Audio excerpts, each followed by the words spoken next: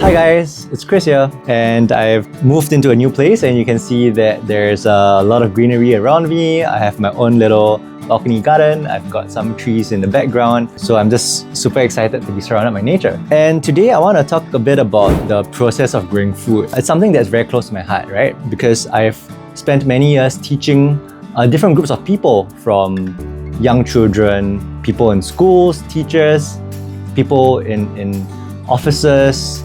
Sometimes these people sign up for the courses, sometimes they don't. Who else do I teach? Yeah, I've also taught hobbyists who have their own edible gardens at homes that I help to manage. So ultimately, I've taught people from different ages, different interest levels, and I find a very common thread, very common theme throughout all the groups that I'm teaching or connecting with. And one is that they all feel that they don't have time to care for their plants, and it's always a very rushed process. You know, whether you're a teacher, you're time strapped, whether you're a person who is working in 9 to 5 or maybe 9 to 9. Many people want to garden, many people want to grow food, and they always say that, hey, I don't have time to do it. And then they ask, you know, do you have tips? Do you have any sort of solutions? Do you have like a auto watering system, something that can help me do more with less? And also there are times where I've designed and built gardens for my clients, and there's a lot of things that's going on in the garden. You know, it's a very big garden, and the client say, hey, look, I want you to teach my gardener, I want you to teach my helper, but I don't really want to learn the process of doing this. It's just like too much information, and I don't really want to bother learning about this. And you know, I get it. I understand where all these different groups of people have been coming from. I myself am quite guilty of that. You know, I've through the years been with my engineering background, I've always been thinking of, you know, what can I do to automate, to optimize the processes? Could I put in irrigation systems? And I have done that for my farms, for my gardens. And what I've come to realize is that even though I win in the sense of things get optimized, I do actually need to spend less time managing my farm, managing my garden. But when I do go back and check in on my garden, eventually I realize that, oh my gosh, there are a lot of issues here. Sometimes with the irrigation setup, pipes are leaking, pipes are broken, things get flooded, plants die from the flooding. Sometimes plants don't get watered because things are broken or things are choked. Overall, I feel that I have lost a sense of connection with my whatever I'm doing, whatever I'm growing. The moment I start to think of taking shortcuts, of making things too efficient. And I think a very similar approach a very similar mindset is what many people have. Like, I just don't have time. Can someone else do it for me? And I don't want to do it. And I feel like you're missing the point when you're trying to grow food here, because the whole idea is to gain the knowledge, the skills, and appreciate the journey and appreciate the process that is so meaningful and so wonderful, right? So I'm here to just talk a little bit about this mindset shift that I highly encourage all of you to have. So I think that first and foremost, we are always focused on the outcome. When we start this gardening activity, we often get very excited. We see like a YouTube channel of someone growing amazing tomatoes or strawberries, and we're like, great, I want to achieve that outcome. I want to do that as fast as possible with as little effort as possible. How do I do it, right? And then you start, and then often you get discouraged because it doesn't happen for many reasons. And some of these reasons, it could completely be outside of your control. Sometimes plants that are sold in the nursery may not be suitable for your local temperature, local climate.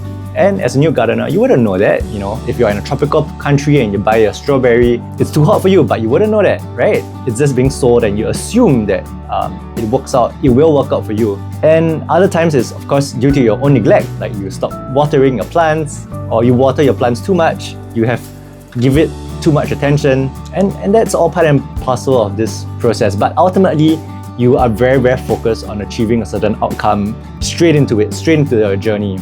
I'm suggesting that you shift that perspective into one that is about cultivating a relationship with whatever you are growing.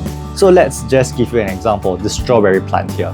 By cultivating a relationship, what it means is really to just be present for this plant, to, you know, nurture it, to care for it throughout its journey from this present point to whatever stage it might be, right? And it isn't really rocket science. It's really just about having the intention to care for it. And that's all. That's the simplest thing you need to understand, because once you have that attachment, that care, a lot of the technical knowledge is something that you will eventually want to figure out along the way naturally.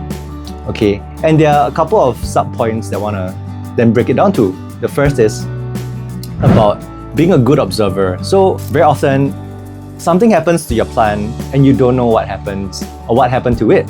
And the best thing that you can do is constantly observe, constantly look at the plant and look at both good and bad.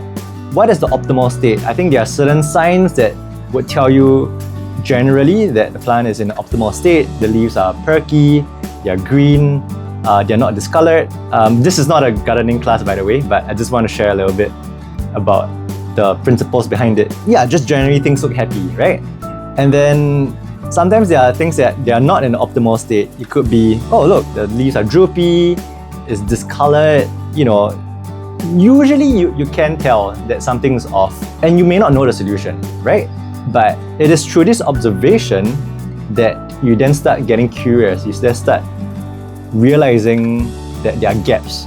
And that's where you can figure out what to do with it, right? There's so much resources out there. You can take a photo, you can post it on a forum, you can use Google to try to search.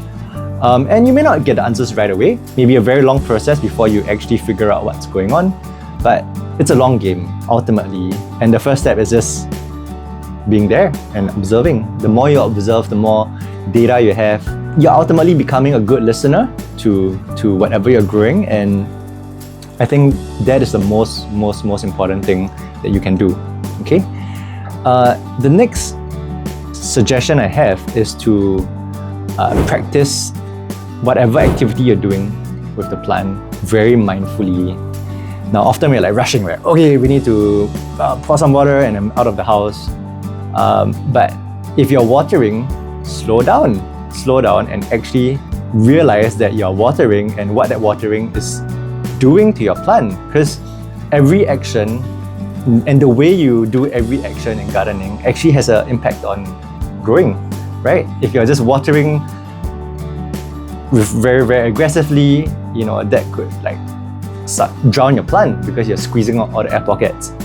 So it's all these little nuanced things that it's important to know, but ultimately it's just about being very mindful and being very present every action that you're doing or taking. And the third step, the next suggestion I have is just to be able to allocate some time to doing this activity. By forcing time in your calendar, marking it down, that gives you a sort of a mental break to stop making excuses and saying I don't have time, but forcing yourself to, do the activity. And it doesn't have to be very long. Honestly, with a small balcony garden, it might just take 1 minute to 5 minutes a day or even less. But building that habit of going to your plant, connecting with it, looking at it, observing, being mindful, if you can do that regularly, that it's going to be helpful because slowly but surely, you will then understand what is going on with your plant. You're quick to react. Look, ultimately, growing food is a long process. You will never ever know everything. And this is about this journey of enjoying this journey, enjoying the process. So, I've been gardening for a long time.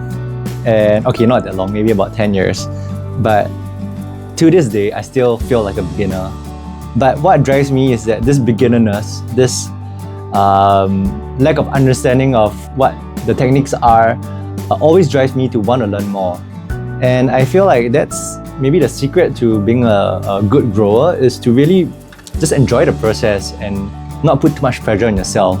I remember the first few years, I was just feeling like I'm a failure because things didn't grow well. But there's just so much going on because you don't know what you don't know. You don't know how your gardening, affects your lifestyle, or how your lifestyle affects your gardening. It takes time to cultivate the relationship, to build knowledge, and to understand the environment. And that's something that I think is lacking today, where we don't take the time to go through this journey. We just want fast results. But yeah, I really hope that this sharing would allow you to be more, I don't want to use the word successful, because then you'll be like, oh, okay, good, I'm gonna grow really good stuff now, but more appreciative of this journey, and hopefully that you will find more joy eventually and want to do this in the long term, in the long game. Yeah, so happy growing.